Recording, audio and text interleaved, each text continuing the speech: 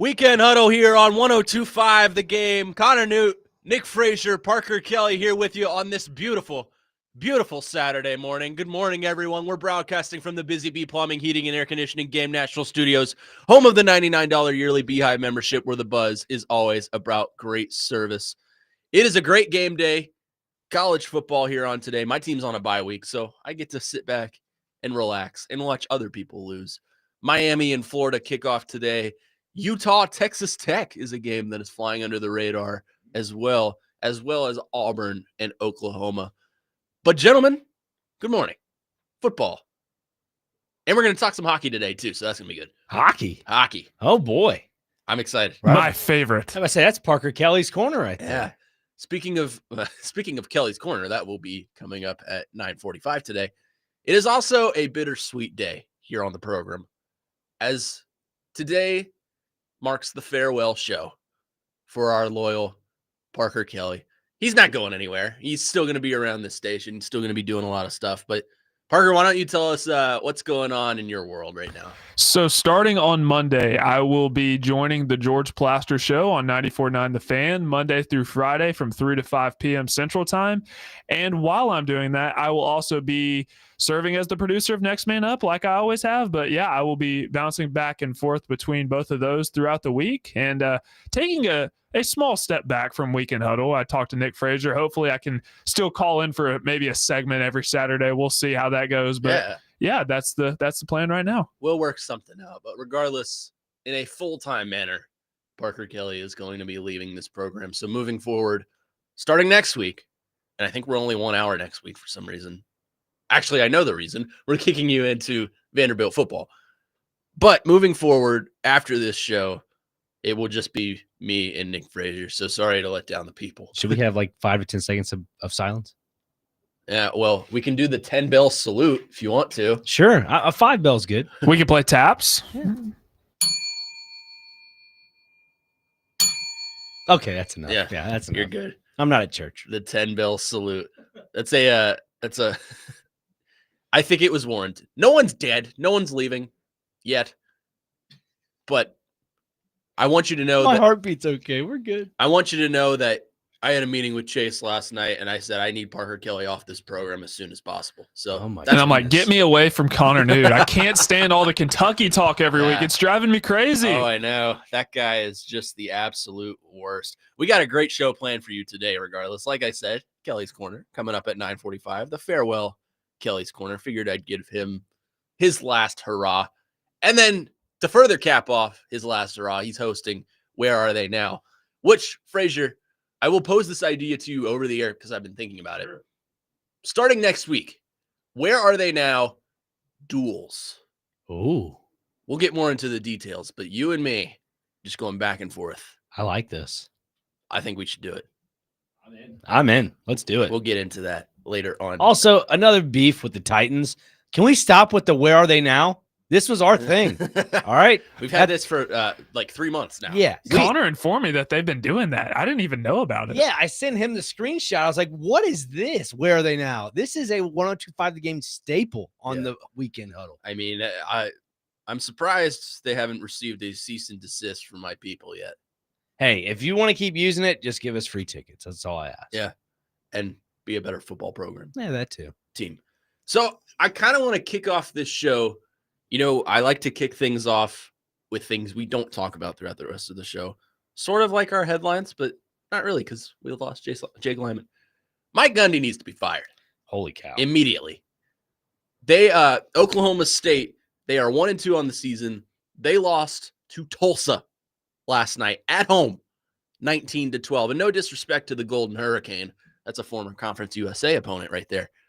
But Mike Gundy, I realize why they brought him back, because he's been there so long and he's proven that he can turn it around pretty quickly.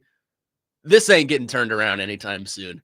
They need to bring in a new younger voice, a new up-and-comer. And I mean, the names that always come up are the two that come up for every opening job, and that's John Sumrall and Alex Golish. But they need a new energy in that program because they've won 3 games last year. They are 1-2 this year.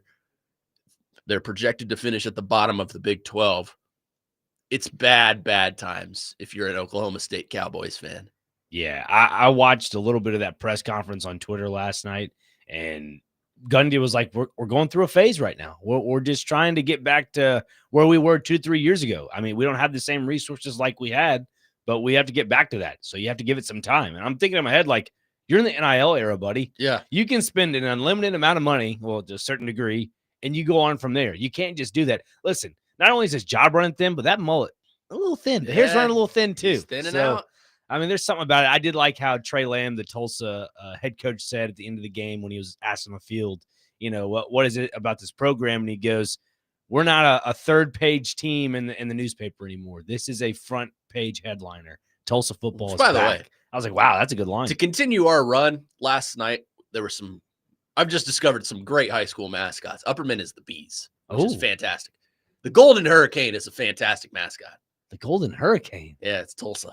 Their uniforms are pretty nice, too. Yeah, they are. Yeah, I thought about talking about Oklahoma State and Kelly's Corner today, but since we're talking about it right now, I'll just go ahead and talk about it. Did you know this team 3 years ago was this close, 1 4th and goal away from making the college football playoff? Yeah, Ollie Gordon. And since that point, they are 1-2. They're 4-11 in their last 15 games. They lost 9 games in a row to end their season last year. Before 2024, we were talking about them potentially winning the Big 12. Yeah. And look what's happened since. And they won 3 games last year. You know, like Jake Lyman and I, we held a funeral for Virginia Tech football. I think we should do the same for Oklahoma State. Well, we already did the 2-bell salute. I'm not fully invested in Oklahoma State Cowboy football enough to hold a funeral for them, but I do feel bad for their fans and the people that are giving money to that program because it's going underground. Would you say Mike Gundy is the Big 12 version of Dabo Swinney? Oh, there we go. Are you good playing taps? Yeah, taps. Maybe. I mean, maybe. Because it seems like Gundy is a guy that I don't need to speak. Gundy, to me, and no disrespect to the crazy pirate, he looks just like Mike Leach to me. I wouldn't go that far. Mike Leach had a little bit of a double chin action. Yes. I gotta give Mike Leach a little credit there. I don't know. I look at Mike Gundy as one of those coaches that, you know, didn't want to go to the portal, didn't really want to go above and beyond. Same as Dabo. So they're kind of in the same boat right now. ACC Big 12. That's actually a pretty good point. They're both stubborn. Like Dabo doesn't want to use the portal. Yeah. Mike Gundy doesn't want to use the portal. He doesn't want to spend on his team either. But you got to do that to win. So I don't know. Hello, YouTube ad. They're both guys that are stuck in their old ways. Yeah. And that's why you've seen a lot of these coaches retire and or leave for the NFL, like Nick Saban, like Jim Harbaugh. Well, Jim Harbaugh probably left for some other reasons as well. But that's why you're seeing guys like this leave college football, because it's such a new world and such a difficult world to be in. A lot of guys either can't or won't adjust to it, and Mike Gundy is one of those guys. So he's got to get his stuff together. My intuition leads me to believe that he will not, in fact, get it together. Yeah, it just in due time, probably about week 4, week 5. I don't know. Would you fire Gundy in the middle of the season? No, I think I'd let him finish it out because I think he's earned that right. He's been there so long. But I think he's out of touch, to quote Daryl Hall and John Oates. Did you see what he did last night after the loss? Gundy? Yeah. Oh, as he was walking off the field? Yes. Yeah, I did see that. Gundy was walking off the field, and, you know, the world of college sports, they always play the fight song no matter if you win or lose. So Gundy decides to go up to the student section and do the OSU thing to the students, and they booed the living hell out of him. Wow, bless his heart. So I think he's out of touch. I think he thinks he's more than they actually are. Yikes. And no offense to Trey Lamb and Tulsa, because it was a good win for him. Yeah, I think it was their first win in Stillwater since the 50s. So, 51 or 58. Yeah, someone's got to let him know that Oklahoma State's not exactly good. So, props to you for winning against a Power 4 opponent, but Oklahoma State got taken to the woodshed in Eugene a couple weeks ago, so they're not exactly a good team. 615-737-1025 is our phone number. You can give us a text or a call. Your thoughts on Mike Gundy. But we're going to move on. I just kind of wanted to open up with that. Something to talk about. The Titans are opening up divisional play this weekend. They kick off tomorrow at noon at Nissan Stadium against the Indianapolis Colts. And I have a question for both of you. Why are people hyping up the Colts so much? I understand they're 2-0, but it's all smoke and mirrors to me. We'll get to that coming up next. Connor Newt, Parker Kelly, Nick Frazier here with you on the Weekend Huddle here on 102.5 The Game.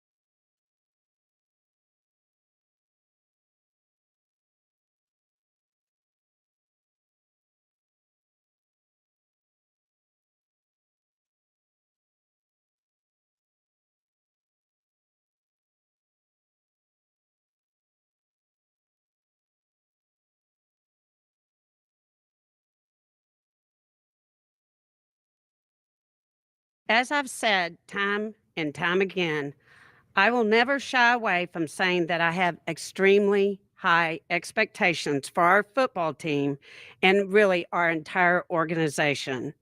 I expect us to build a team that is going to have sustained success and bring Lombardi trophies to the city of Nashville. I am confident that we have put the right pieces in place to bring that goal to life and build a future that Titan fans will be proud of. Probably not. Probably not.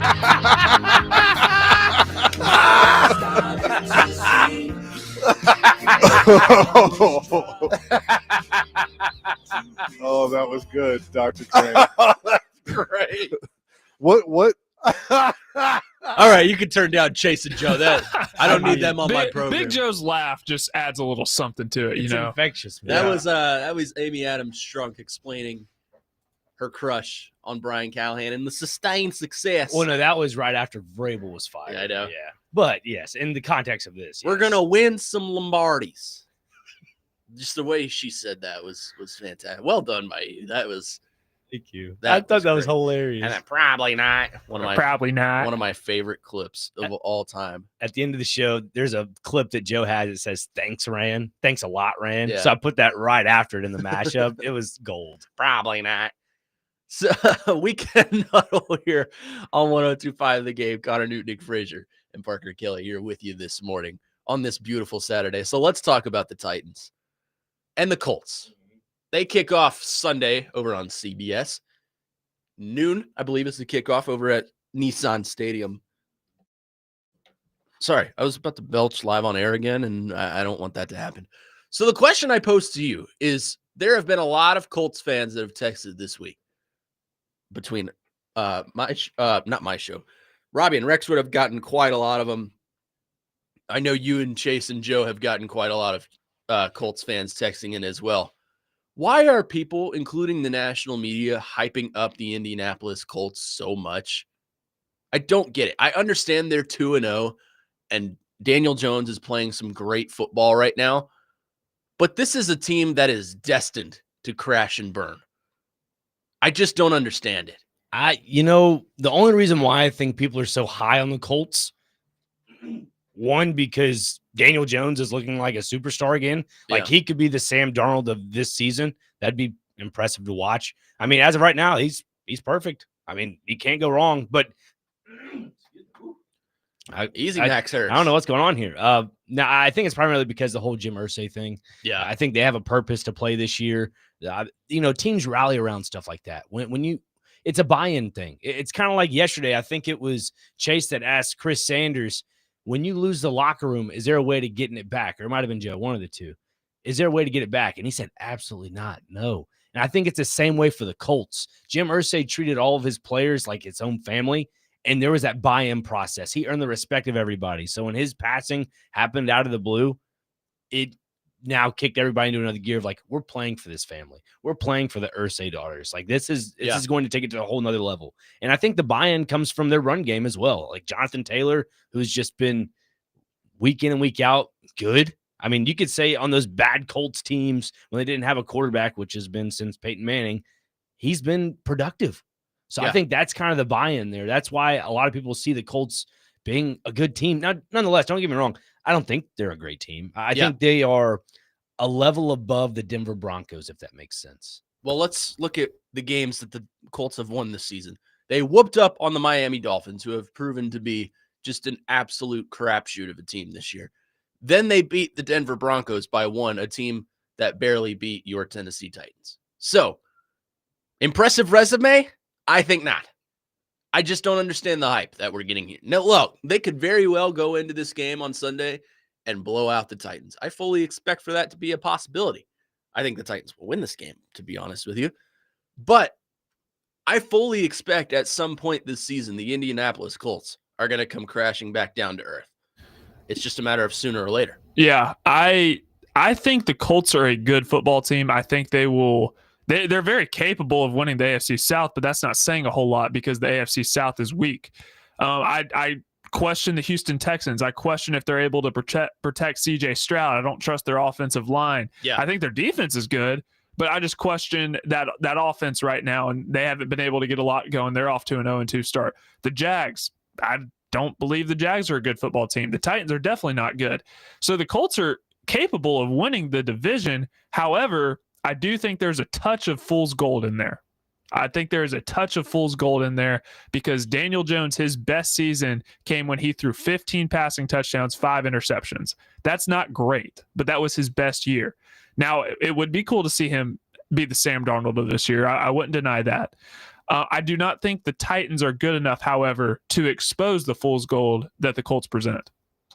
Yeah, and I kind of view the coaching situation over in Indianapolis the same way on a lesser level that I do here in Tennessee. Shane Steichen and Brian Callahan, to make a romantic comparison, they are the girl that you have a crush on for the longest time. Then you finally start dating them and find out that they are weird and annoying. So I don't think Brian Callahan and Shane Steichen are weird and annoying people, but you're kind of learning what kind of a head coach that they are. Shane Steichen has not been impressive with the Colts so far. And that's a Jim Irsay hire if you were to ask me. Irsay's gone. So I could fully see them cutting the cord on Shane Steichen if things go south, which I think they will. But they're in similar situations, if you ask me. The Colts they have some young talent. Tyler Warren is a great young tight end. I thought he was better than Colston Loveland. I don't understand why people were saying that Colston Loveland, the tight end drafted to the Bears, was so much better than Tyler Warren coming out of college. Jonathan Taylor is a great running back. Michael Pittman is a good receiver. And then their defense is just the unction. It's got so many old unks on their team, but it's still a solid defense. Good use of the word unction right there. Thank you. The Titans are on a lesser level in a similar situation. You have Jeffrey Simmons and Cam Ward, and that's about it as far as you're young. You think Alec Iomanner may be developing into a star? We don't know yet. He's 2 games into his career, as is Cam Ward. But it's just 2 teams that are trending downwards and bottom of the barrel AFC teams. I don't buy the Colts hype, and I don't think you should either. Yeah, I think the only way the Colts kind of stay on top is if they stick to that run game. Yeah. I think Jonathan Taylor is going to be the only reason why people will continue talking about the Colts. That's the only thing holding them up over the water. And he's got the possibility to break off for about 250 yards this game. Yeah, I'm saying minimum he has 125 yards on the ground. I mean, look, you don't have many guys to stop the run this week. Devondre Sweat was ruled out yesterday. Jeffrey Simmons is about all you got to stop the run. Maybe Sebastian Joseph Day, but last year he was quietly a success. This year he has done absolutely nothing. He's more of your plug and play type guy. Yeah. He's like a rotational guy. Like if this was basketball, he'd be about the 8th or 9th guy off your bench.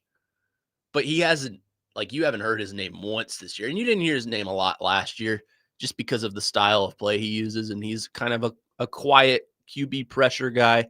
But this year, you haven't heard anything. And look, that's testament to the Titans have gotten 2 sacks in 2 games. Got to get to the quarterback, and they don't have the guys to do that.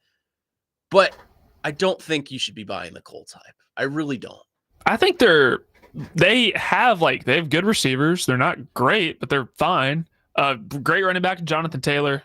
Pretty good defense. Lou Anarumo, I think, was a great hire at DC. They just haven't had the quarterback since really Andrew Luck or maybe even Phillip Rivers. Phillip Rivers was fine for a year, but he's all right. Besides that, at least they made it to the playoffs. But since that point, they haven't had a good quarterback. Yeah, they are in QB hell over there. And they think Daniel Jones may be the answer, but I think he is a lesser Sam Darnold. He's just the guy to get them to the next guy. Because let me tell you, Anthony Richardson is not it. When Daniel Jones has the one game where he throws 2 or 3 interceptions, there it is. It all falls off. There it is. And I don't think that'll be this game because the Titans defense is not good enough to take advantage of that, but it's coming. I'm telling you, it's coming. 615-737-1025 is our phone number if you want to weigh in on the conversation. Is the Colts hype overblown by media and fans? We'll get to more of that coming up next. Later today on ESPN 94.9 The Fan, the Nashville Sounds take on the Louisville Bats with first pitch at 6:15.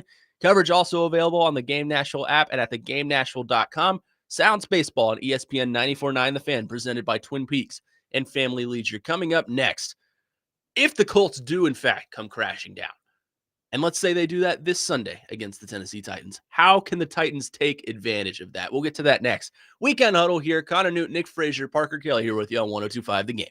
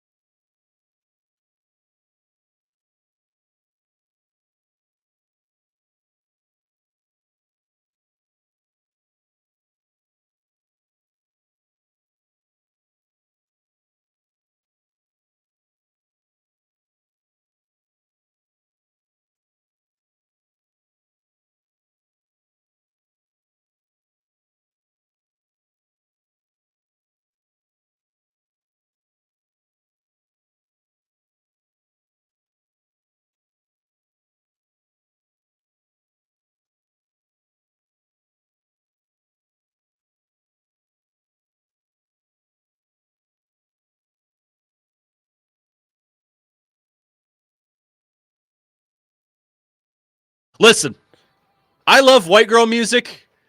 Taylor Swift is banned on this program. We do not welcome T-Swizzle on this program. Do you agree with this? I do. Okay. I'm just not a T Swift fan. No, I'm not either. I'm sure she's a nice person, but just not a fan of the music. Look, I'm a big fan of white girl music. We played that all day yesterday, and I was loving every minute of it. T-Swizzle is banned on this program. Yeah, I can't do Just it. wanted to throw that out there.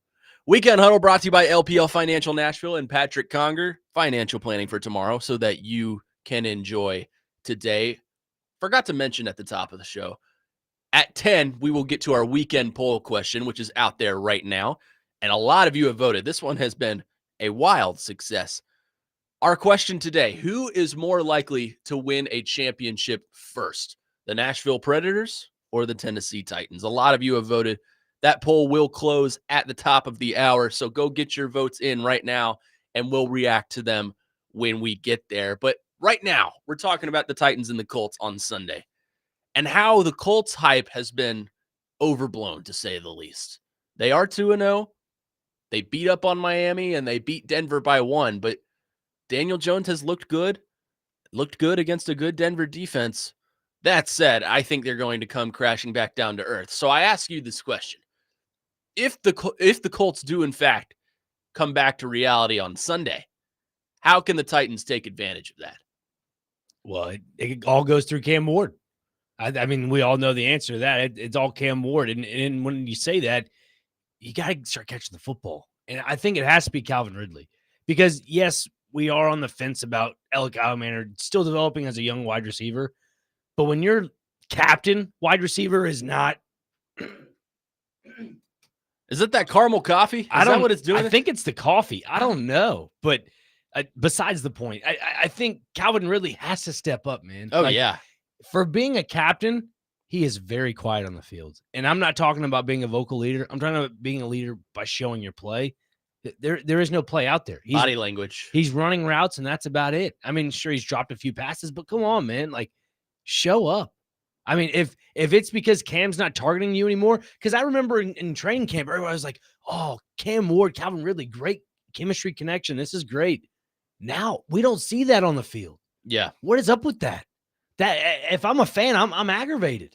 Would you not be? No, I agree. I think Calvin Ridley has been less than subpar through 2 games this season, and his body language has been a problem to me. He makes a bad drop, which has been pretty frequent this season, and he's like, oh, man, woe is me. And it takes a while for him to get back in the huddle, it feels like. And maybe I'm the only one complaining about this, and that's fine. But it's just a matter of Calvin Ridley, you got to be the wide receiver 1 that they are paying you to be. And so far, you have not.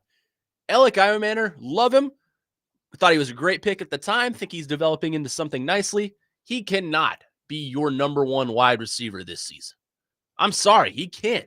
He's a rookie. And to be honest with you, he's a 4th-round pick of a rookie.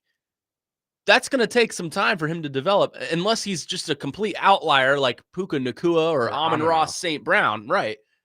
Maybe he is, but through 2 games of his NFL career, I don't think we can put that label on him just yet. Yeah, I mean, what do you think, Parker? I'm in the boat that if you do put more pressure on Alec Alexander, it could stun his growth a little bit, but I think it's a good thing. It's like baptism by fire. Right.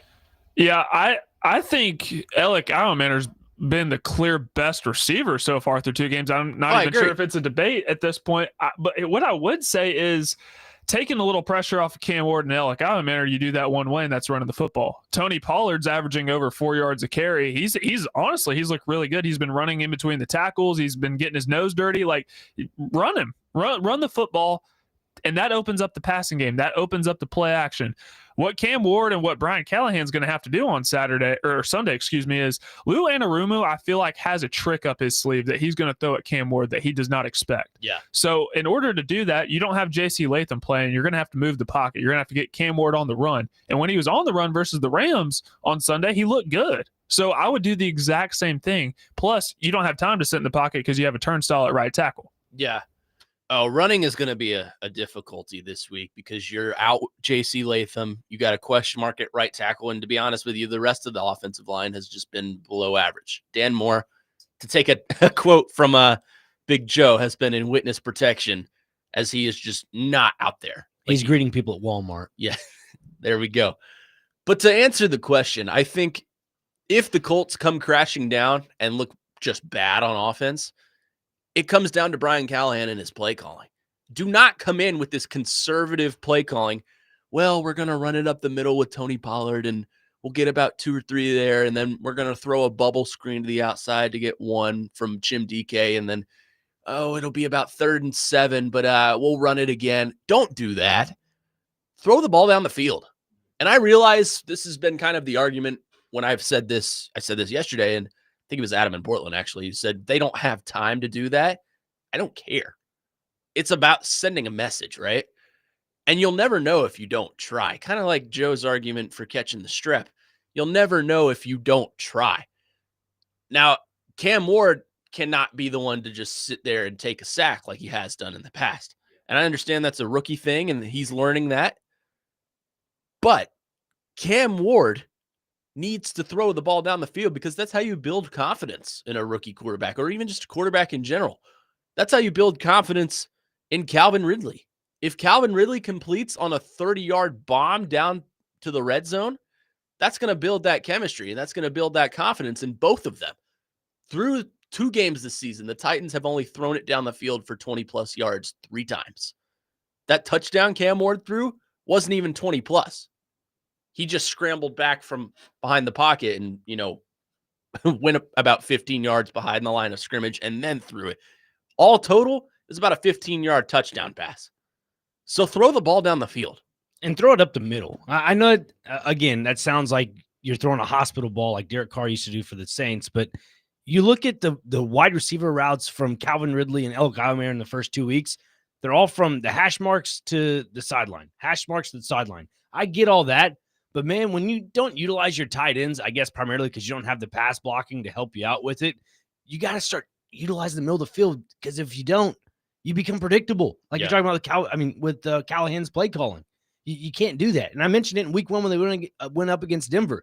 They used Gunnar Helm and Chigakonko pretty good in the seams. Like, I thought that was a good idea. Yeah. They need to get back to that a little bit because when you take out a dimension of your offensive play calling, it's all predictable.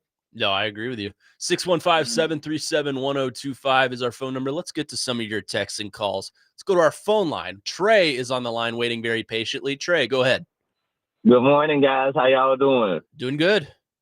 Hey, I feel like that the Titans, man, after these last 2 or 3 years, I think they've done bad as far as like recruiting.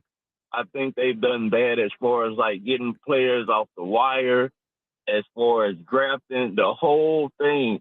And their concept has been off.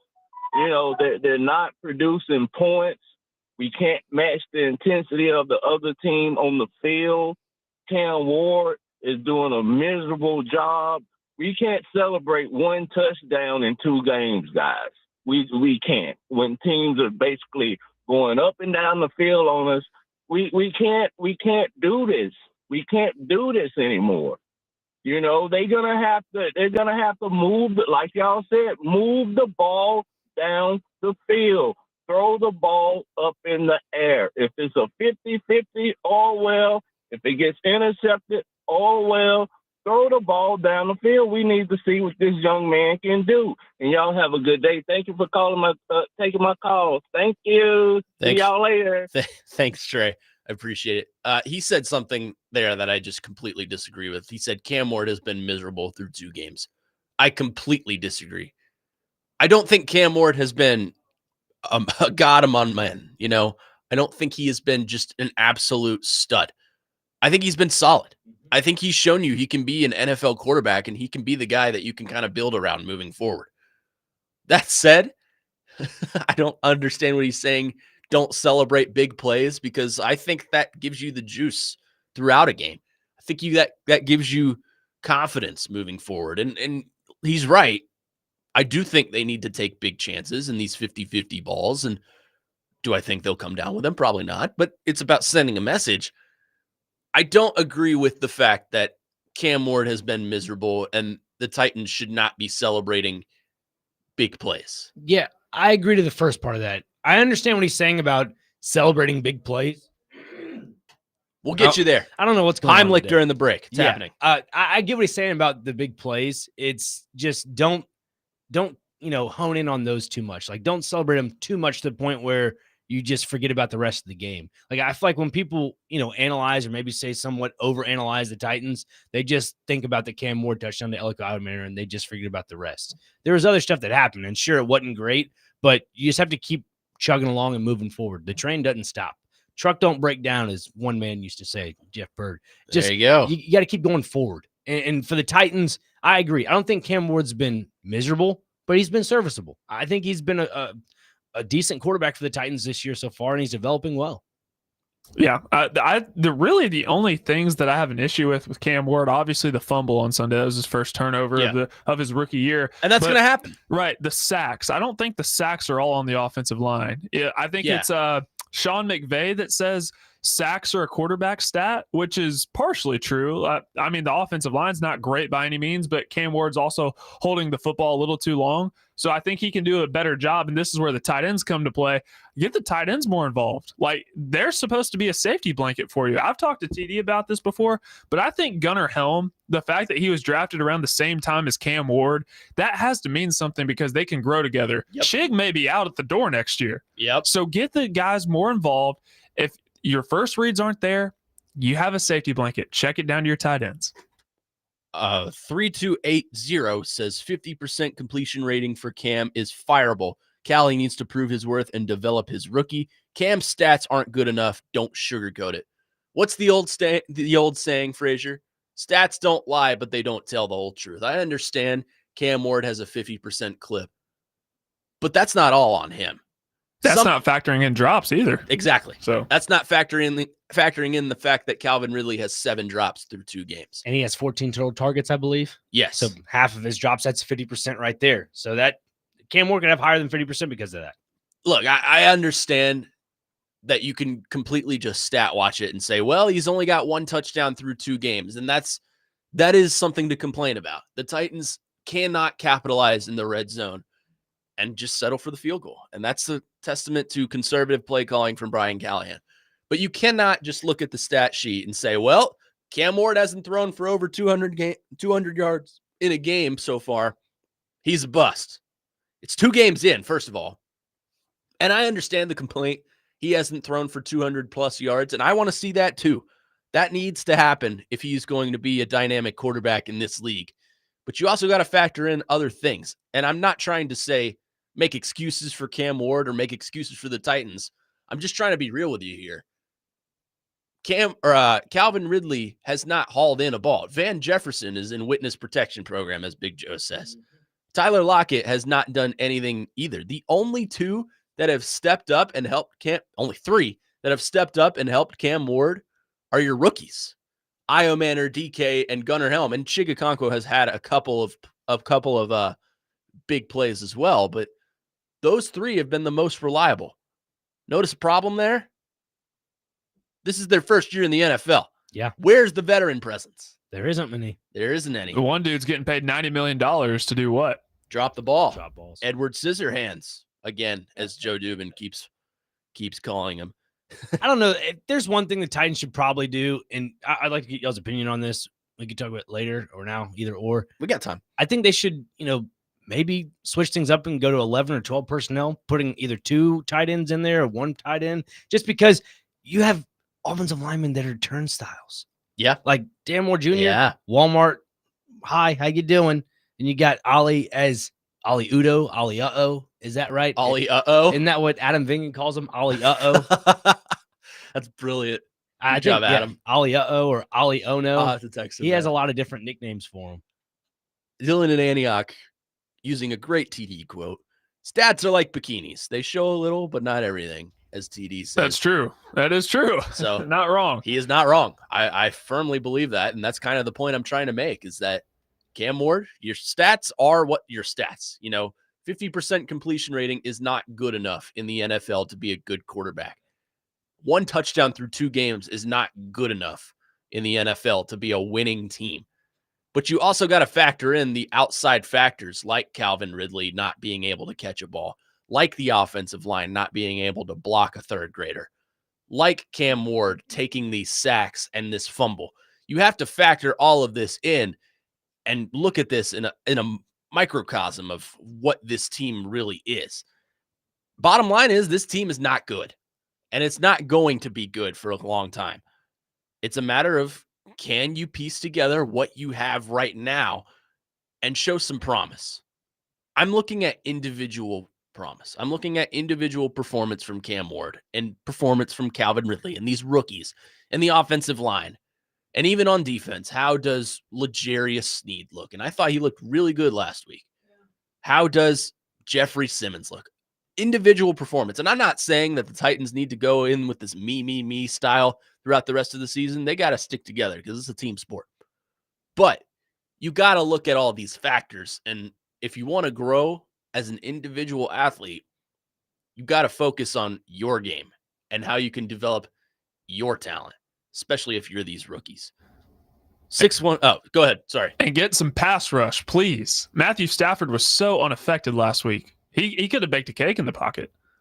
He could have. Indeed. 615-737-1025 is our phone number if you have thoughts on the Titans and the Colts. Speaking of that, are you going to the Titans and Colts game tomorrow? Then you should stop by John Bon Jovi's before you head to Nissan Stadium and join 1025 The Game for the pregame show with Big Joe, Derek Mason, and Chris Sanders from 9:30 to 11:30 a.m. Pregame show is brought to you by Parman Tractor and Equipment, Old National Bank, Circa Sportsbooks, Kentucky, and Kentucky Brew Works. When we come back, it is that time for the final time on the Weekend Huddle. Parker Kelly taking over the show here on the Weekend Huddle. That's coming up next. Connor Newton, Nick Frazier, Parker Kelly here with you on 1025 The Game.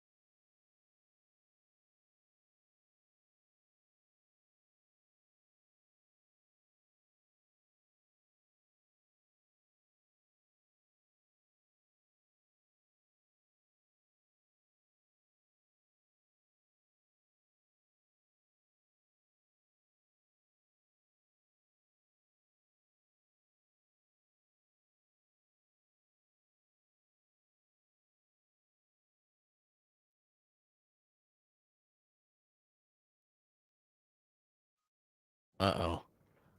You hear that? The slow build of our final Kelly's Corner as Parker Kelly rides off into the sunset, off to bigger and better things.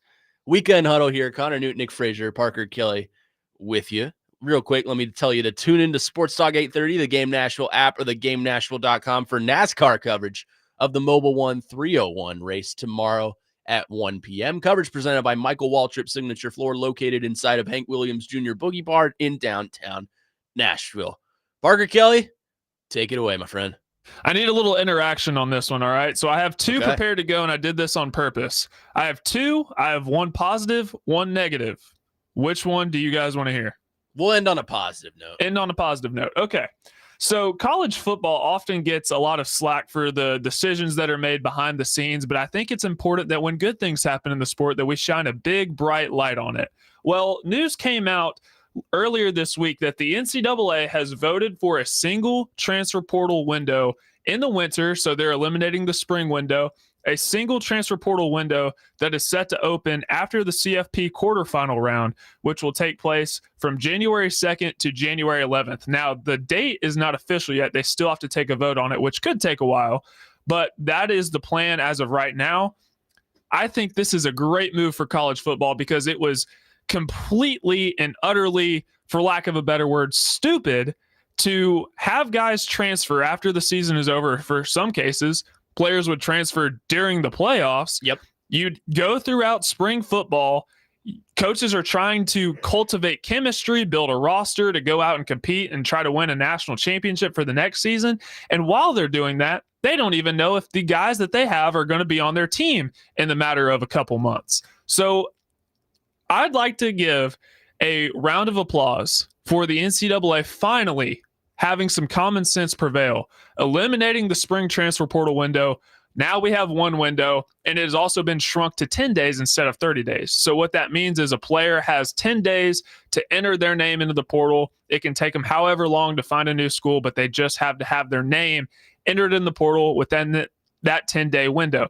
One change I'd like to see made to this, I'd like to move the playoffs up about a couple weeks, so you play right after the conference championship games, so there's not this big gap in between, so that you can have the national championship played ideally on New Year's weekend, have the portal open up, players can enter, and they can find a new school, and by the latest, they're in school about 2 weeks into the spring semester. That's how my ideal world would work. But the big picture is one transfer portal window. This is a win for college football. Yeah, I 1,000% agree with you. This is a win for college football because of the reasons you just laid out. You can get to the playoffs and, a guy will hit the portal. What was it? He's currently the quarterback, the starting quarterback at Cal right now. But last year he transferred to Oregon and then transferred out during the playoffs because he was not getting practice reps while they were preparing for the Rose Bowl. It's situations like that you're going to avoid now by eliminating the winter or the spring portal. Now you only have one portal during the playoffs. I think this is a great move for the college football world. Yeah, because it cuts down, he said, from 30 days to 10 days, and you don't have this limbo of, I'm going to go here, I'm going to go there. It's just, it now puts pressure back on the players, and it gives, I don't want to say the NCAA any leverage because they've lost all their leverage, but for the people that are involved with, the college football playoff committee and so forth, that gives them that leverage to finally, and also the coaches, as Parker mentioned. It gives a lot more leverage to other people rather than putting the ball into the players' courts. Yeah, no, I think it's a brilliant move. It holds the players less accountable for their decisions, if you ask me, but also more at the same time. Now you only have one shot to hit the portal in the calendar year, or no, what am I trying to say here? You only have one shot at the beginning of the year to hit the portal instead of two. I think that limits your roster a little bit. That kind of solidifies, okay, we have this for X amount of time heading into this new season, and that will help guys get more accustomed to their rosters. Yeah, there are two ways you could look at this too, because the players have never had more power in the sport than they do right now. having them be able to, okay, I'm going to transfer in the winter, and then if I don't like it, I'm going to transfer again in the spring. You can't do that anymore. So that takes away a little bit of the power of the players. They still have some, but it takes away a little bit of the power. And also, too, another fun rabbit hole to go down. What does this mean for spring games? Because a lot of the coaches chose not to televise their spring games. Some chose not even to play spring games because they were worried about other teams going to snatch their players. Well, now you can't do that. So maybe the return of spring games like we all love, that's a possibility. I'd be in favor of that. I do have a question, though. Like, when it comes to the first 3 weeks of the season, because you know how UCLA is a dumpster fire of a program, there's been the headlines of Nico could transfer out because it's still within the first 3 games of the season. Like, does that also include into this whole situation, or is that something separate? It's a little bit separate. So if you have a coach's firing, you have 30 days to enter the portal, to enter your name into the portal after that happens. Gotcha. So lots of UCLA players have already transferred out. You know, that was expected. Yeah. I don't think Nico's going to hit the portal. And I'll tell you why, because I think he wants to prove that he can still be the guy on his own. I don't need Coach Foster. I can do it myself. Me and my dad can do whatever we put our minds to. And I think that's going to obviously crash and burn him, but I don't think he leaves. I think he stays. Now, I think in the offseason, we're going to have a conversation about Nico as the starting quarterback at San Jose State. But as far as this season, I think he sticks around at UCLA. Sorry, that was like completely different from the topic. So I just had a but question because like transferring and all that, it kind of intertwined a little bit, but I like that. I think it's a big one for college football. No, that's a win. I certainly think it's a win because you've had, was it Jackson Smith and Jigba? Or no, he decided that he didn't want to play in the college football semifinal because he wanted to prepare for the NFL draft. That's a different issue. But I do like this move because I like that we're sort of limiting the chaos. We're containing the chaos. We're controlling the chaos. Corralling the herd. Control the chaos. That is a book. Create the chaos. Or Create the Chaos. With Joe Dubin. Emmy Award-winning Joe Dubin. 3-time. New York Times best-selling author. Nashville's media darling. We love Joe. Joe called in last night and gave us like a quick 3-minute hit. Didn't even ask him a question. He was out. I honestly think it was less than that. He was out the door, lickety split, you know? He was great. Before we go to break, let's get into some of your texts on the Titans. 5531 says statistics don't lie, but liars use statistics. That is very true. A lot of statistics are blown out of proportion by liars. And that's just kind of how it goes. But I think you got to stay true to the fact that statistics don't lie. Yes, but there's so much that factors into said statistics that doesn't show up in the stat sheet that you got to take into account when you're looking at Cam Ward. Yeah, because Cam does a lot of unorthodox things that benefits a football team that doesn't show up in a stat sheet. 3280 says, is Callahan going to help Cam improve? He can't even figure out how to score points after halftime. There has never been a more true statement said. Callahan, I think we're at the end of days with him. I don't want to call him a lame duck because he still has time to kind of show that he can figure things out, but he's won 3 games in his first 19. He's, 3-16 in his coaching career, his head coaching career with the Titans. That has a very, very short expiration date. Like it. Go ahead. Same record as Ken Wisenhunt. Yeah, indeed. I said this with Jake Lemon on Tuesday. He's going to go through this whole entire. It's the coffee. It's the coffee. I didn't get the Heimlich. Sorry. If I punch you in the throat, will that help you? Maybe. Like no violence on the show. Yeah. If he goes, he will go through the whole entire away game streak of Vegas, Arizona, and then the Chargers. Is that right? They have 3 West Coast games. Seahawks. Thank you. They come back after the Vrabel game. He's gone. I think that's what happens. Takes us right to New England. Yeah. He loses that one. He's gone. Yeah, and to that point, because Amy Adams-Strunk, I don't think she wants to do it at separate times, because if Vrabel ends up blowing out the Titans and it's with the interim head coach, then you're like, all right, I have to make a change or something. Like I got to do something twice. Let him go through the Vrabel thing, and then you just kill basically one bird with one stone. One bird with one stone? Yeah, you don't need to do like two the birds. way you're supposed to? Yeah, exactly.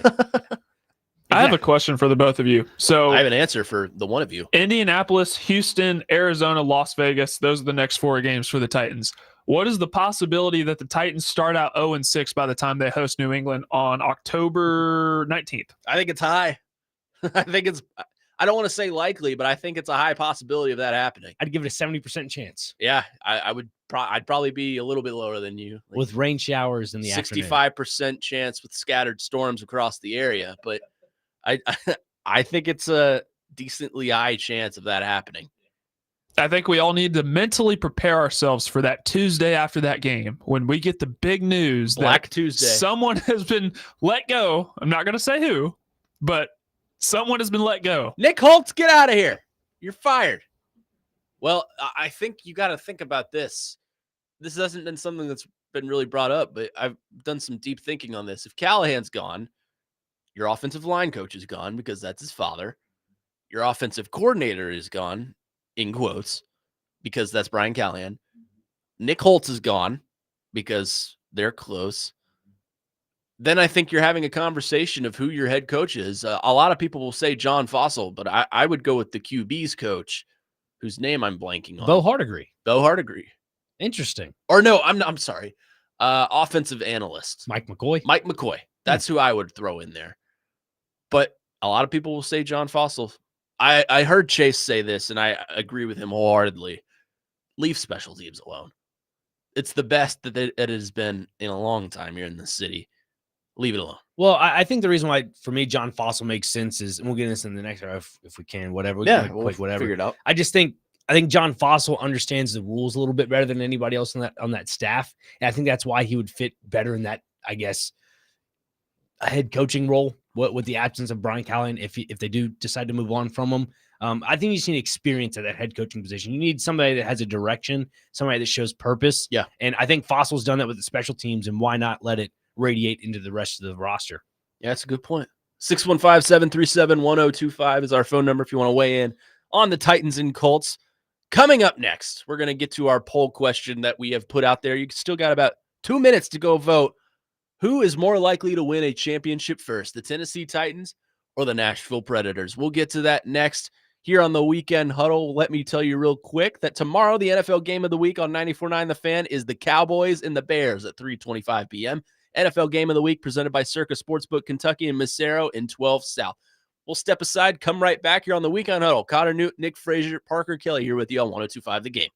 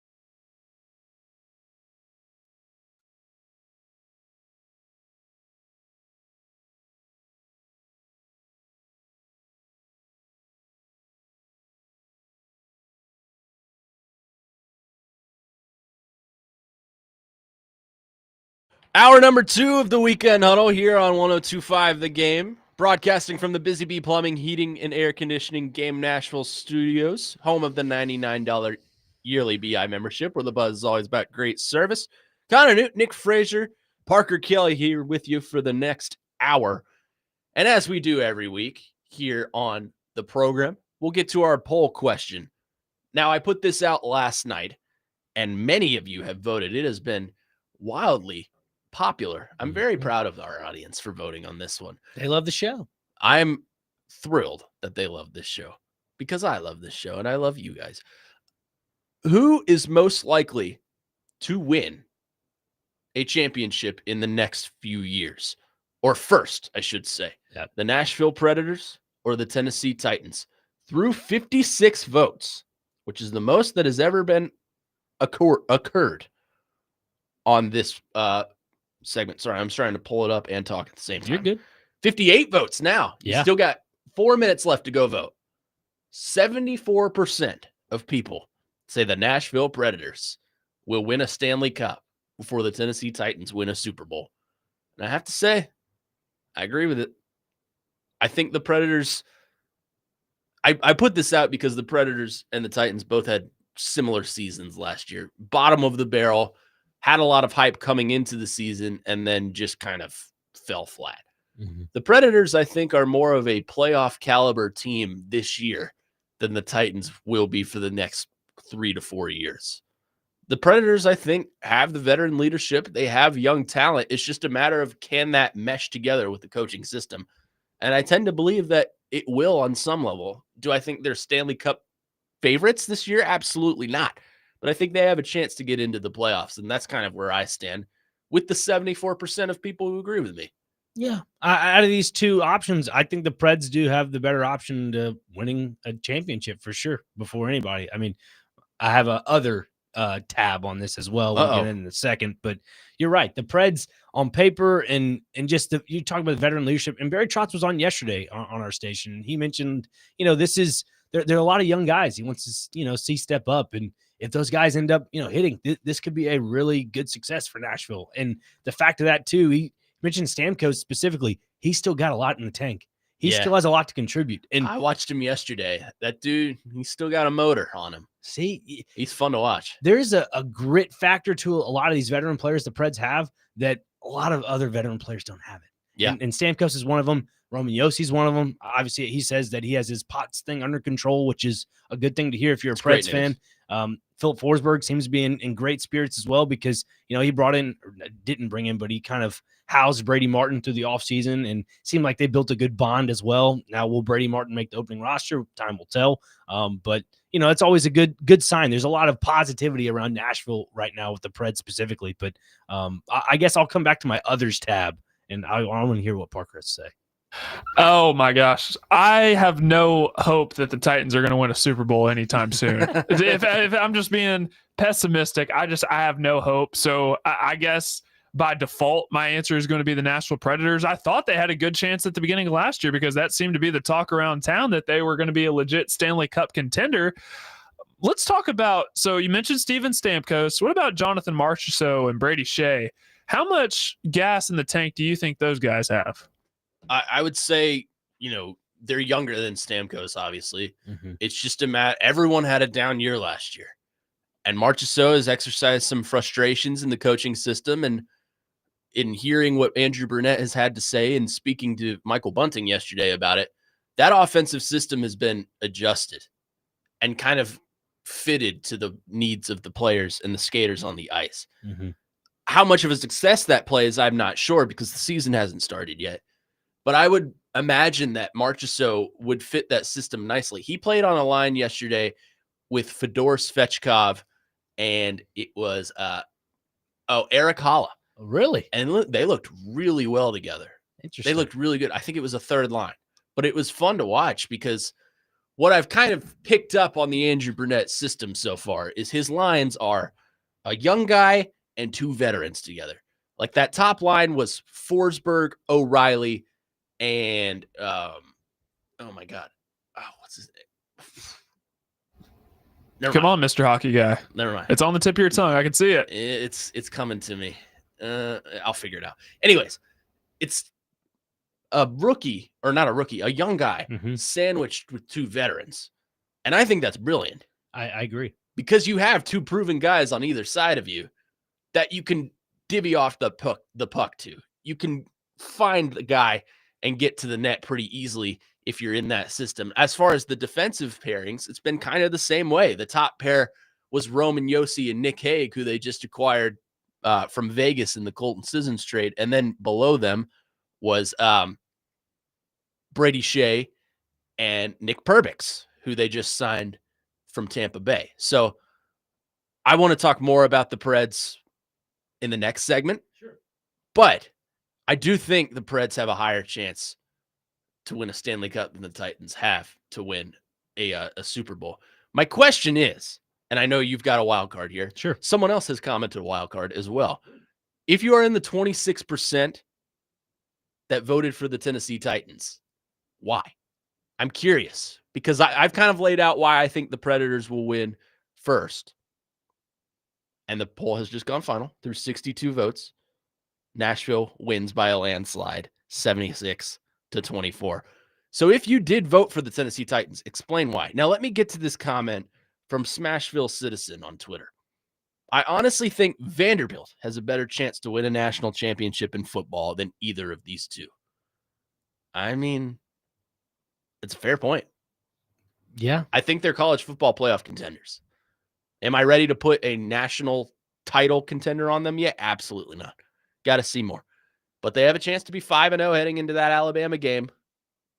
They get that win, then we could start having the conversation. Are they SEC threats? Now, you go ahead. What is your wild card that you want to lay out here? Look, I know a lot of people may turn their heads and scoff, do whatever. There's another professional sports team here in Nashville that is playing a cup final October the 1st. It's Nashville SC. Now, again, if you turn your head, say, oh, soccer, whatever, I get it, okay? I get it. But at the same time, they're a professional sports team here in Nashville. They're doing really good under BJ Callahan, who's had a lot of success at the international stage with the U.S. men's national team. He's brought in some young players, and Eddie Tagseth, Patrick Yazbak, a guy by the name of Jason Palacios, who is a very good defenseman. You bring in a guy like Andy Nahar, who people may have written off before he signed with Nashville. I get all that. Yeah, I love these guys. I know exactly what you're talking about. I know you both are just looking at me like this guy. I'm on the edge of my seat right now. Exactly. No, I'm entertained. Or not entertained. I'm interested. I just don't know a lot about it. And look, people may compare the Lamar Hunt Trophy, the U.S. Open Cup, as the equivalent to the President's Trophy or an AFC Championship. I get all that. You can kind of look at the U.S. Open Cup as the NBA in-league tournament, wherever you want to call it. Mm-hmm. You can look at it like that. But to me, I look at this as a possibility for Nashville to host their first, or not host, but to bring home their first ever Zach LaRue. championship. That's who it was. There you go. Zach LaRue. Zach LaRue. But you just, 5 minutes late. It's all good. All good. Sorry. it happens. You got to look at this Nashville team and say, hey, man, they're a good ball club. They've put together a window here. And not only if they win the U.S. Open Cup, they're still qualified and eligible to go to the playoffs in the MLS and win the MLS title. When is that? That is at the end of October into November. And all Okay. that. Yeah. So I get the very, US very confused with all these. I know. I'm in-season trying to keep up as tournaments. well. So the U.S. Open Cup is at the beginning of October, and the playoffs So- are after? Yeah, so the U.S. Open Cup, it's a tournament that goes throughout the season. Okay, so it starts way back in like the beginning of the season, near like February, March area, stuff like that, and then it goes all the way through into the latter end of the year. And you also have other tournaments like the Leagues Cup. It's not really under MLS sanctions because you include the Mexican League, you include some teams from Canada, and just a few other teams out there, right? You just include 3 different leagues. So there's the best team to, win the MLS. So that's Community Shield. You could count that as like a domestic treble if they're to win 3 championships. It's like, again, it's like winning the President's Trophy. But that's what I would compare President's Trophy and Community Shield to, because that's what it is. The best record of the But as for the Lamar Hunt Trophy, Nashville has to be in the conversation. They're in a final. The second time in their professional, I guess, franchise history, they are at a final. They had the Leagues Cup back in 23, I believe it was, when Lionel Messi came to town. People would have looked at that. If they would have won that, people were like, oh yeah, that's a championship. when it's not really sanctioned by the MLS. It's sanctioned by U.S. Soccer in a roundabout way. Yeah. So you got to look at it that way. Then you look at U.S. Open Cup. That's another one like, hey, that's a real championship. So I know I said earlier in the week that it's the equivalent to President's Trophy. I think that's the hype around it. I wouldn't say that's the equivalent, but that's the hype around it. So there's that. That is a interesting point you throw out there. If I were to put Nashville SC on this list, I think I'd probably vote for them just because I know how close they are to championship dreams. I've been out there. I've seen games. That's a competitive team. Now, if they end up winning MLS championship going on to the rest of the year, I think then at that point people can say, okay, Nashville has a legit contending team for like 2 to 3 years. Yeah, I think it's just the unknown of the U.S. Open, and I'm one of those people. I don't really understand its pageantry, but you clearly do, and you clearly just laid it out for us, so I appreciate that. And we're all Nashvillians. Yeah, Yeah, I was about to say we've all lived in Nashville our whole lives, right? Yeah. I'm thirsty for a championship, man. I don't even man. care. I get why outsiders wouldn't consider this a championship. Nashville does have a but championship. dang it, man, I want a championship in Nashville. We So got if one, Nashville pal. SC gets it, heck, we're claiming it. All right. We got one. The Nashville Stampede has won a championship. That's right, in 2022. And the Nashville Venom. Don't forget about them either. Oh, yeah. Nashville Cats Yeah. almost won a championship. It just came up short. 615-737-1025 is our phone number. Our phone lines driven by WilsonCountyHyundai.com. If you want to weigh in on the conversation, when we come back, I want to get into some Preds here on the other side as preseason starts tomorrow. Doubleheader here on 1025. The game starting at 1 p.m. as the Predators take on the Florida Panthers in 2 games. We'll be on the air pretty much all day. Max Hers will be on the call. Pete Weber will be on the call at some point. Chase McCabe will handle the pregame show. It's going to be a blast, so you're going to want to tune in for that. But I want to get to the Preds on the other side. How can the Predators get off to a hot start this season and avoid that 0-5 hill that they had to surmount last season? We'll get to that next year on the Weekend Huddle. Connor Newt, Nick Frazier, Parker Kelly here with you on 1025 The Game.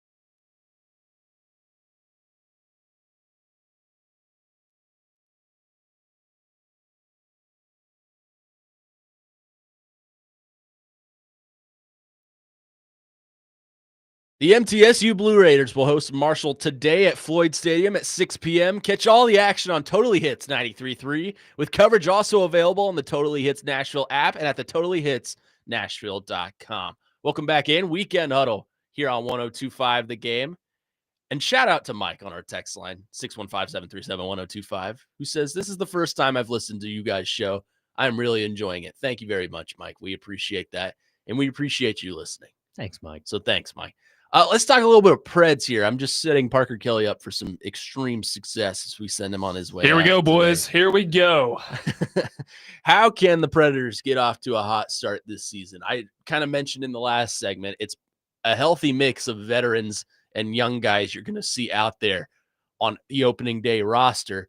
How can the Preds use that to their advantage and get off to a hot start this season?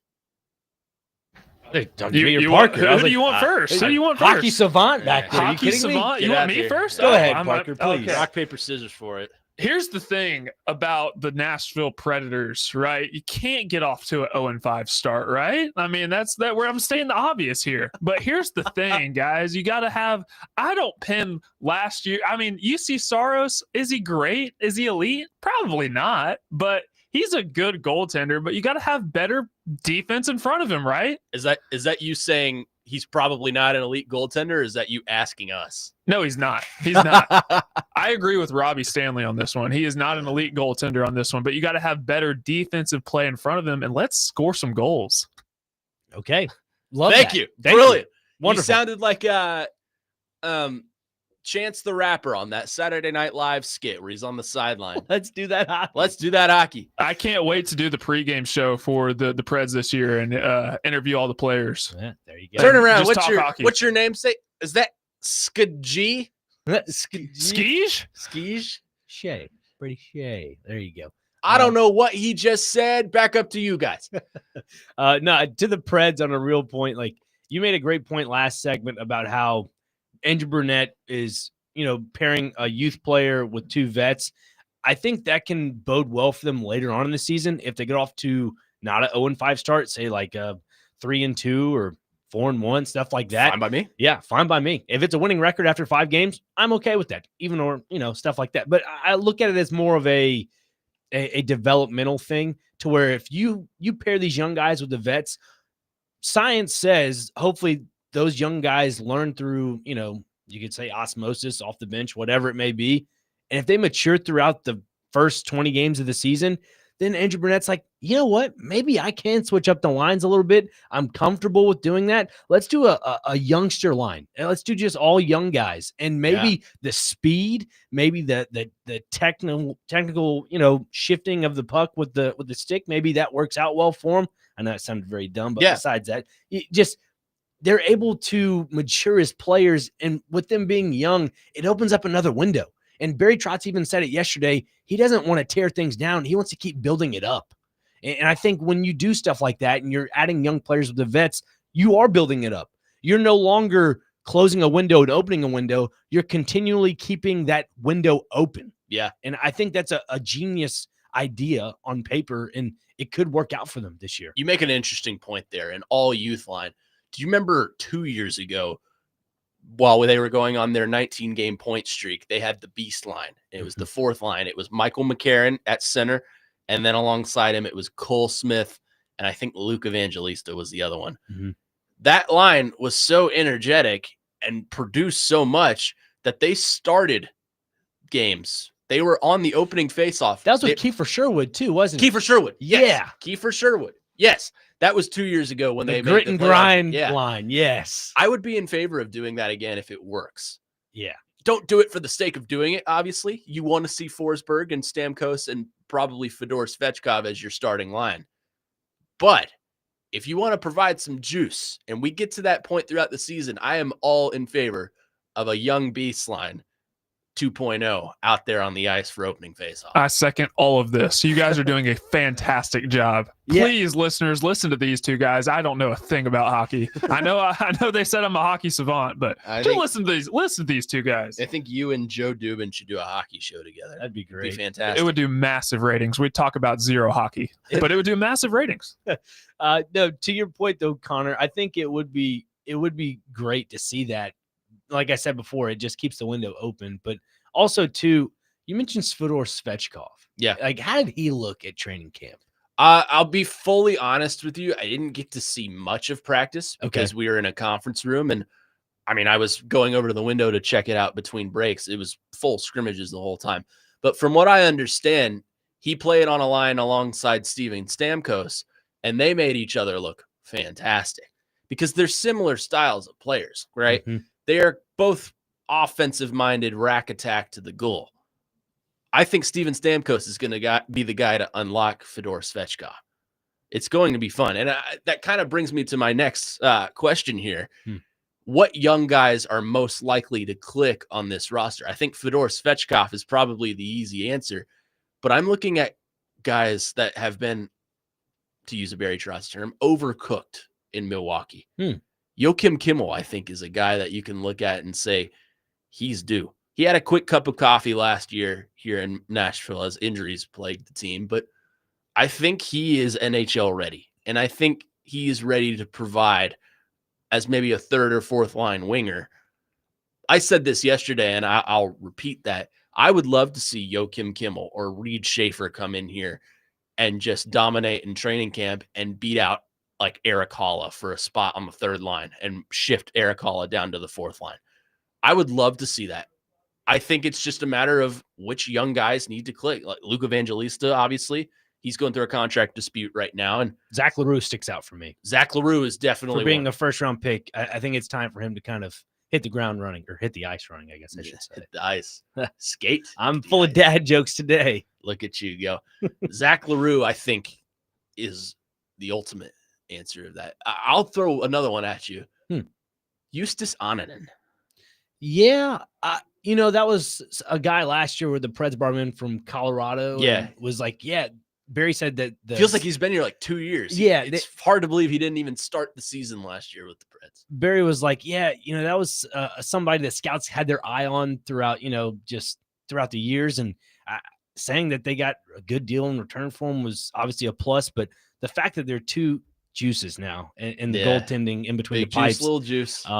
I think it's a positive because I think Nashville Predator fans have been spoiled throughout the years of having really good goaltending. And I think we take that for granted. Now, obviously, the whole UC Saros conversation comes into play with his big contract and just, all that taking place. But now that there might be some positives with the defense pairings and there might actually be some defensive prowess, I think it'll take some pressure off UC Saros. I compare it to a pitcher in baseball. Okay. A pitcher can go out there and be dynamic, and obviously you have contact pitchers now who force contact.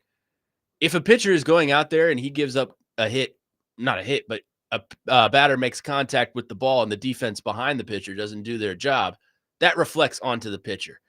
I think we can look at last year's season for UC Saros and say, yeah, he should have stopped a lot of pucks. But to further contribute to the stats lie conversation we had about Cam Ward, stats also lie for goalies. The defense in front of UC Saros last season was horrid. When Adam Wilsby and Nick Blankenberg are your two best defensive pieces, that's probably a problem when you have former Norris Trophy winner Roman Josi on your team. Probably an issue if you have Brady Shea, who you just gave a 6-year contract to, and he's under delivering.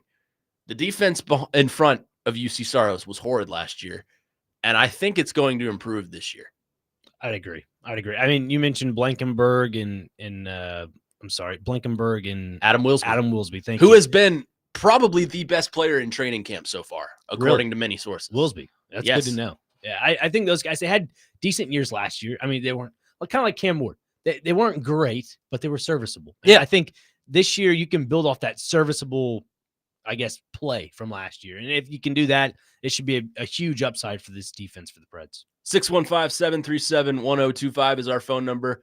We'll get to your calls and your texts next on the Predators. Also, we'll maybe transition into some college football talk as well. Who is more of a college football threat, Vanderbilt or Tennessee? But I want to continue along with the Preds as we'll get to some of your texts and calls on the other side. Again, 615-737-1025 if you want to get in on the conversation. We'll be right back after this to talk a little bit more Predators hockey on the Weekend Huddle here on 102.5 The Game.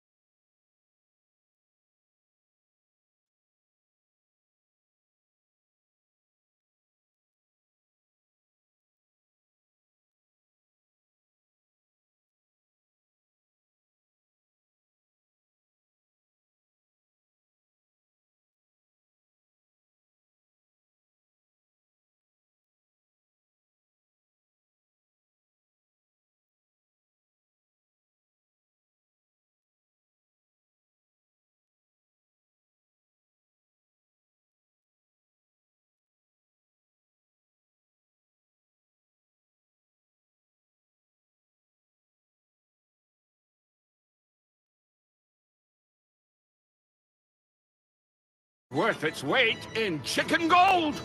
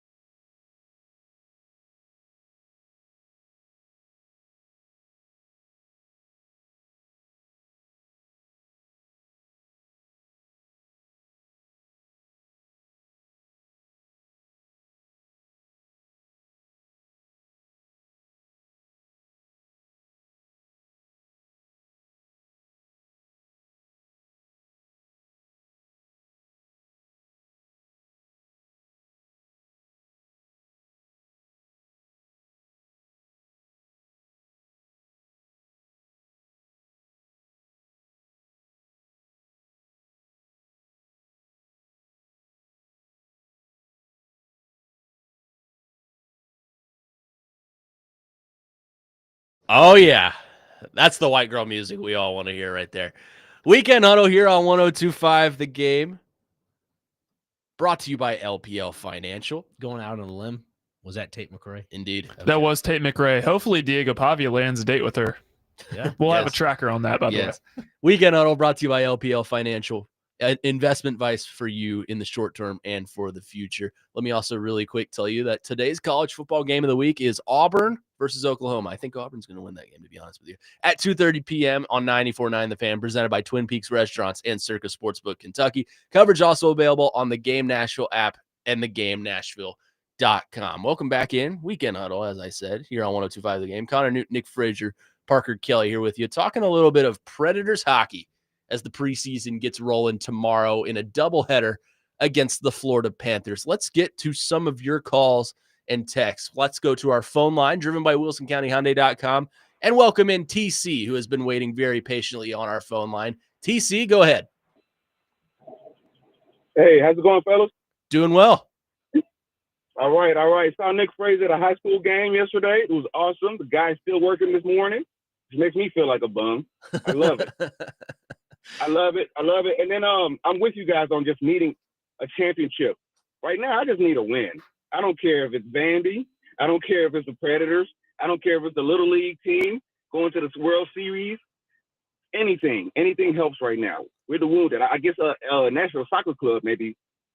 Yeah, October 1st. Be watching for it. I don't know. I barely know. So circling back to the Preds, just as a basic fan that's just thirsty for anything, I don't know whose jersey to get besides use. And then just relating it to basketball and football, I don't know who the defensive star is, and I don't know who the offensive star is. I don't mind the defense, though, too, if I'm getting a goalie or anything. So for just the basic average hockey guy, if you guys can sprinkle that in when you do it, okay, that would help. Give me somebody to get excited about. Just even the new guy, whatever. Like, hey, bet on his jersey. Okay. And I roll with it. Thanks, guys. All right. Thanks, TC. Thank you for the call. So TC needs help purchasing a jersey. And I'll open this up to the text line, 615-737-1025, if you want to help TC out. He wants an offensive star and a defensive star as sort of options. If you're going offense, I mean, the answer for me is pretty simple. Number 9 on the ice, number 1 in our hearts. My favorite Predator of all time, Philip Forsberg. Is he the all-time leading scorer in goals scored for the Predators? I believe. Or is that still? Let me double check. I don't know. I'll have to double check on that one. But regardless, Philip Forsberg has been here for a long, long time, and he is still delivering on all cylinders. He's a 40-goal scorer. He is an offensive star and probably the keystone piece that this offense is built around. The leading goal scorer in Predators franchise history? 318. There you go. 318 career goals. That's what it says online. So okay. Yeah, all-time leading goals. I trust it. So there you go. I mean, defensive stars, he mentioned UC Saros. Roman Josi comes to mind. Those are probably the two I would give you. Now, he said, who are young guys coming up? And we've kind of hit on that a little bit. I think Zach LaRue is one to look at. I think Fedor Svechkov is one to look at. On the defensive side, I think Nick Blankenberg. He's not going to be here this year yet. But watching him yesterday, and I liked it when they made the trade for him as well, I really like Andrew Gibson. Do you know? Over in Milwaukee. I really like him. He is massive. He's like 6'6", 260. Dude is giant as a defenseman. Holy cow. Yeah, he's a monster. But here's the thing. He's kind of an offensive defenseman, similar to Roman Josi, in that, yeah, he plays the defensive side of the puck well, but he can also score a goal or two if you need him to. So I think that's kind of what they're trying to get out of Justin Barron currently. But I really like Andrew Gibson, and I think he's going to be good for a long time here. Yeah, as for TC's comment about what jersey to purchase, listen. I didn't think that's where we were going, but I'm welcome the conversation. I'll be honest with you, TC. Every time I purchase a jersey, bad stuff tends to happen. Yes. Like when I mean purchase a jersey, I mean with a name and number on the back of it. I've stopped doing it. I bought a Chris Johnson jersey, and of course it was on the latter end of his year with the Titans. So then he ended up going to Arizona. Bad idea there. Ended up buying a Tyrone Calico. I got it for a gift for my birthday. Tyrone Calico jersey. Done with. Vince Young jersey. Done. Gone. Ended up. I think I got a Preds jersey one year. I think it was might have been Pecorine, and of course it was his last season. So that one pans out. That one's still evergreen. You can wear that forever. And then there are a lot of soccer jerseys. I don't want to get into that. But ended up. They ended up. No, I'm with you. I have bad jersey luck as well. You know who the last jersey I purchased was? Will Levis. Yeah. Yeah. Oh boy. Yeah. By the way, this is a complete side note, but I've considered wearing a Marcus Mariota Titans jersey in the press box tomorrow at the Titans game, since he's starting for the Commanders. Are you gonna get kicked out? I don't know if to do that one, Chief. I'm not gonna do it. But how funny would that be? Your fondue rights have been prohibited. No fondue for you. Let's get to some of your texts on the Predators. Matthew and Jolton on our text line, driven by WilsonCountyHyundai.com. In conversation about the Preds versus the Titans. The window for the Preds is closing rapidly, but there's a chance the Titans are at least 3 years away. I agree with that. Hold up. They said the Preds window is closing? Yes. I somewhat agree. I think it's ajar right now. I don't think it's as close to closing as you think it is, because I like this young talent that they're bringing in, and I think the veterans that they have on this roster have a lot of juice left. If the young guys work pun out, intended. yeah. If the young guys work out with the vets, like you're talking about, that 2x1 like vet, gonna be great. I think this window is wide open. It's the recipe for success. Now, the thing I would say about the Predators that they need, and it's going to be very hard for them to find, and maybe they have it in Brady Martin, who I can't believe we haven't mentioned yet. That is a keystone. There you go, TC. There's your jersey to purchase. Brady Martin. Zach LaRue is a personal vote. I just love a guy that hits people. As they say on NHL 26. Oh, yeah. It sounds like you're coughing up a loogie. Regardless, that is one thing I think the Predators need, is that one guy that they absolutely hit on, like the level of Connor McDavid or Connor Bedard or Austin Matthews or guys like that are just setting the world on fire whenever they hit the ice. And look, I don't need Connor McDavid. I mean, that sounds ridiculous to say. You don't need to have an exact replica of Connor McDavid on your team to have some success. But that's the best player in the entire league, and he is like that for a reason. He also helps that he has Leon Draisaitl on his side. So you need a guy like that to hit. And whether that's Brady Martin, whether that's one of the guys you already got in your holster in Zach LaRue or Fedor Svechkov or Joachim Kimmel or Reed Schaefer or whomever, you need a guy to just become an absolute star. And I think that's the one thing that the Predators are sort of missing.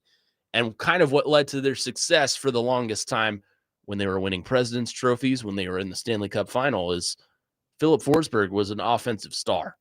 And on top of that, he had Ryan Johansson alongside him. And on defense, you had Roman Josi and PK Subban and Matthias Ekholm and guys that you could trust in. Plus, you had developing young talent in Colton Sissons and Kevin Fiala and guys like that. That's where I don't want to say we're trending towards that direction, but this team's makeup reminds me so much of some of the makeup of teams of old. I'm getting a little excited thinking about it. And maybe I'm setting unrealistic expectations based on the season they had last year. But I think this team is a playoff contender. I'd agree. I really do. So really quickly, kind of to segue away from the Preds for a second, just for a couple of minutes and for funsies. Two local teams today play in college football. Vanderbilt taking on Georgia State and Tennessee taking on Big Joe's favorite coach of all time in UAB. I ask you this really quickly, and we don't have to get super in-depth on this. Who is more of a college football playoff threat right now, Vanderbilt or Tennessee? I'm in the camp of Vanderbilt. Really? I think Vanderbilt's more of a contender than Tennessee. Want to hear something? Sure. I agree with you. I am shocked. I, for one, am shocked that both of you picked Vanderbilt. Give me the Vols. I think the Vols are more of a playoff contender right now just because it's a more workable schedule. And Tennessee will play Vanderbilt at the end of the year. I think Tennessee has the advantage because it's at Neyland. There you go. There is our quick hit on the college football topic. I planned for 15 minutes, and then we just didn't get to. 615-737-1025 is our phone number. If you want to weigh in on the conversation, one more segment for you to weigh in on. So get those texts in now. Again, 615-737-1025. When we come back, it is the end of an era. Parker Kelly's final segment, full-time on this show. And to do that, we cap it off with our favorite game. Where Are They Now? He will host. Nick Frazier and I will do battle. That's coming up next right here on the Weekend Huddle on 102.5 The Game.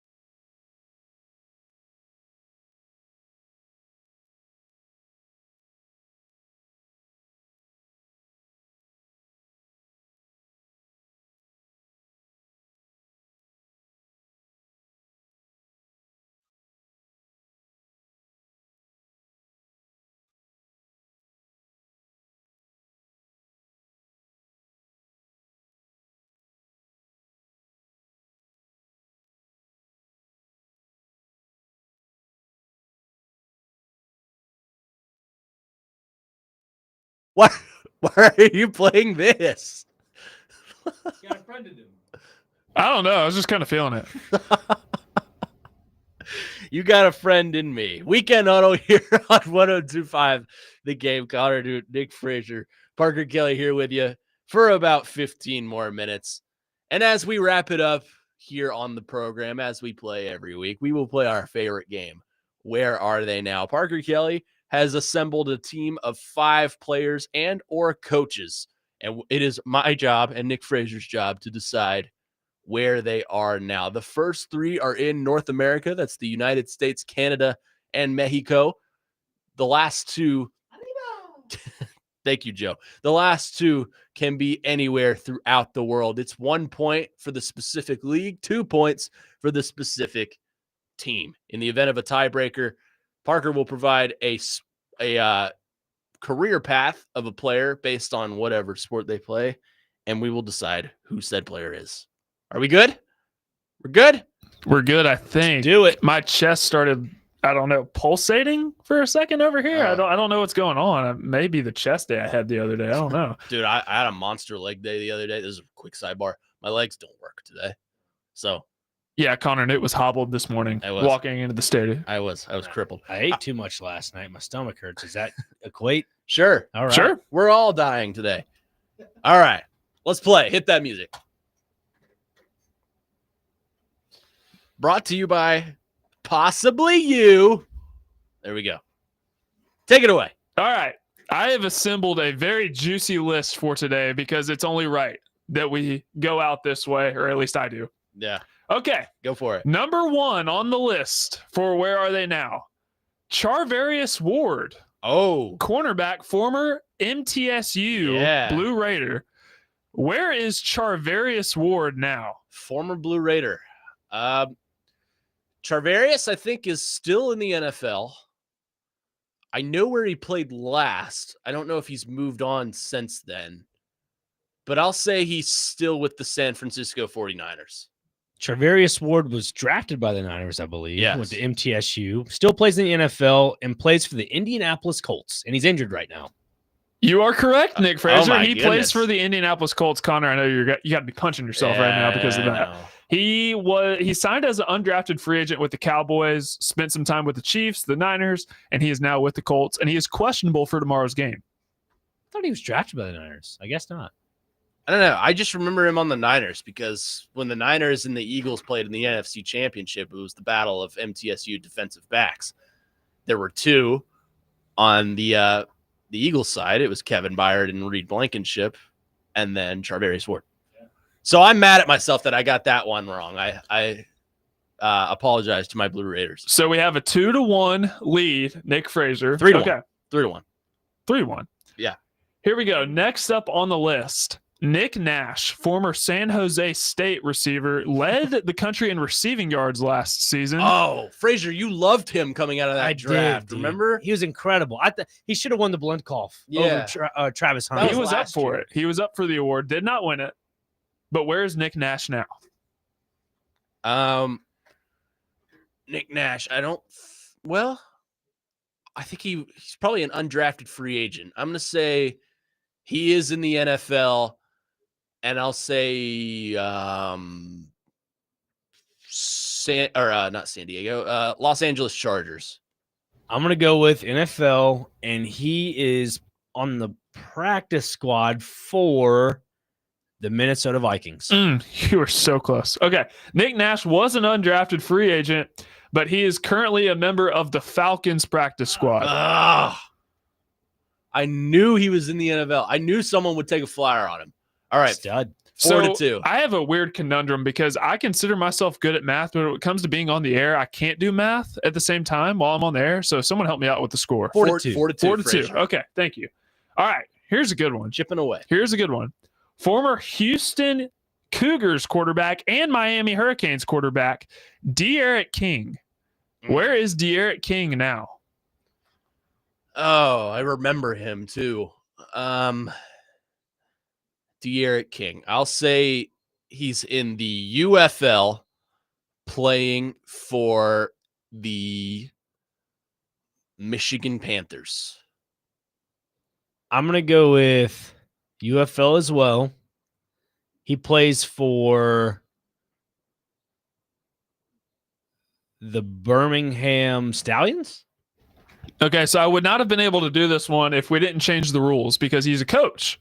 Oh, De'Aaron King is a quarterback coach at SMU oh, that's your team. under Rhett Lashley, who Should've is his known. offensive coordinator at Miami. He's on your staff. I got gypped. Well, you did move on to Texas Tech, so Yeah.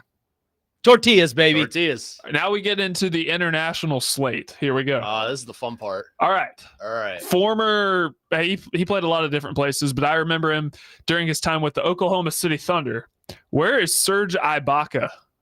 Oh, didn't we? Oh, have we had this one before? I haven't. I think maybe you and Okay. Jake has. Serge. Oh, Serge, I feel like is playing in Spain for Real Madrid. I'm going to say Serge Ibaka is playing in Europe, but specifically in France, playing for AS Monaco. Negative. Okay, he is in Europe, but he is playing for Bayern Munich in Germany. Oh, I knew it was a soccer team. Oh my God. So we're still 4-2. Still 4-2, Nick Frazier. Last one, Oh, we got to be on the best money here. one. Last one, best one. Gonna be All on the right, money this is here. good. This is going to be a doozy. Okay. Just giving you a full disclosure. Former TCU quarterback. Some argue that he should have been in the Heisman race. Former TCU quarterback Max Duggan. Trevon Boykin. Oh, Where's Oh. Trevon Boykin I now? remember him. Oh my God. He's playing overseas? Oh my God. I'm going to say he's playing in the Italian Football League for.